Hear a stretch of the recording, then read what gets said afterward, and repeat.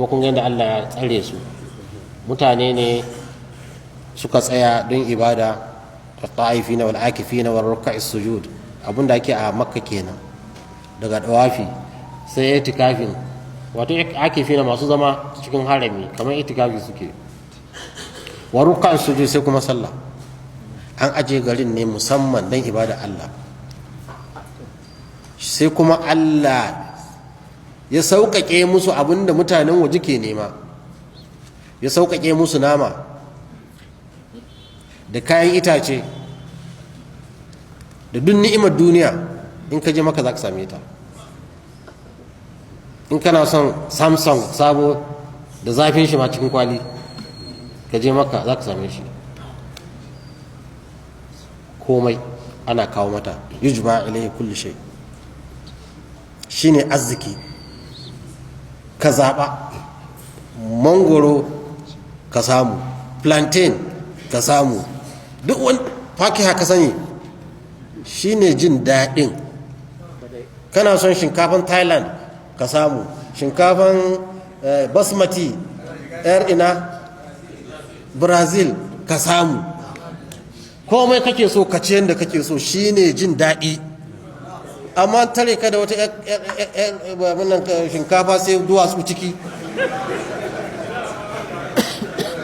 No, ina so gaya muku, wahala ce kawai, wahalar banza. Ana son kuɗi don a ji daɗi ne, ba ana wahala ba ne don a tara kuɗi a yi ka kallon su. Ko ba haka ba? Wato mutumin da ya iya shi ne wanda zai kawo daɗin. Komai ka duba gashi nan badda, masha Allah. Halan ka daidai baka ci shinkafa ba.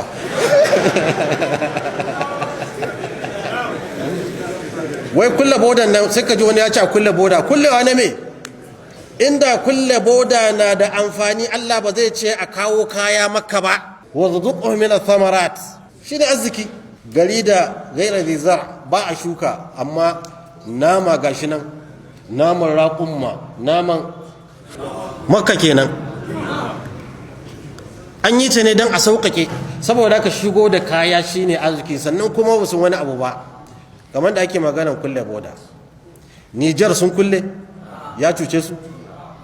Togo sun kulle, ya cuce su. In bai cuci Nijar da Togo ba, ya za a iya cuci Najeriya da muka fi su arziki?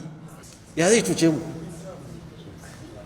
To mutane ne dai sun haɗu, mutane sun haɗu da ba su san tausayi ba na ɗan adam, ba san tausayi ɗan adam ba, kuma duk kira da kai ba za su ji ba. Allah shirya da mu.